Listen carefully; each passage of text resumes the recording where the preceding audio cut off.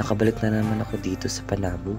Sa ilang buwan kong pagtitiis sa syudad, sa wakas ay nakauwi na rin ako. Walang pinagbago, maganda pa rin. Once it was just a dream. Now it's a Ano ba ito natapakan ko? Basura? Ano ba yan? Hindi marunong magtapon ng kanilang mga basura? Ayos, mga tao nga naman. Ano ba to? Bakit may parang butas? O ano ba? Wait, parang ayusin ko nga. Bakit kaya nilagyan ng butas to? Wait, try ko nga. Baka may purpose talaga to. O ano? Wait. have you been caving in? Ya, ano yun? Ano ba to? Bakit parang may kakaiba? Ganito talaga sa Panabo. May mga kakaibang bagay. Matry nga ulit.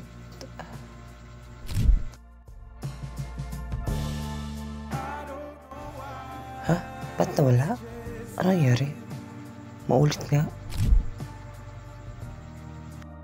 See the world start crumbling. Ha? Meron? Bakit kayo nawala? Bakit parang bumalik ako sa panahon?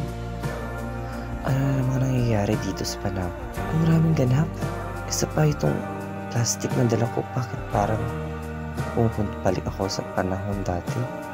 Try nga. Oh, nawala na naman. Ano ba to? Gulong-gulo na ako. Ayan na naman. Diyos ko po. Makuha na nga lang ng basura para matapon ko sa basurahan.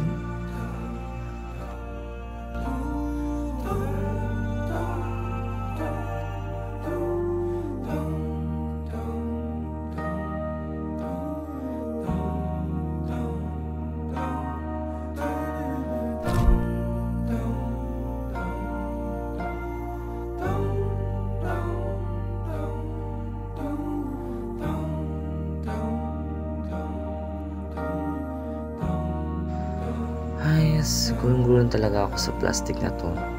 Parang binabalik ng dati. Yung parang ang linis ng dati. Tapos ngayon parang hindi na, marami ng plastic sa paligid. Matry ko nga ulit dito.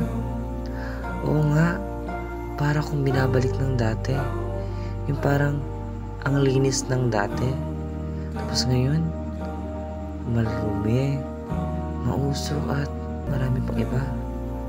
Ayos, kung naging responsable lang talaga yung mga tao, hindi sana maging ganito ngayon. Ayos, makauwi na nga lang. Noon, malinis at maganda ang ating kapaligiran. Pero ngayon, puno ng basura. Kaya sana matuto tayong magtapon ng tama. Dahil kung patuloy tayong pabaya, unti-unting mawawala ang ganda ng ating kalikasan. Kaya mga kababayan, piliin natin ang maging tunay na makakalikasan sa simpleng pagtapon ng basura sa tamang lugar. Tayo nakakatulong upang maging malinis, maganda at may pagmamalaki ang ating kalikasan.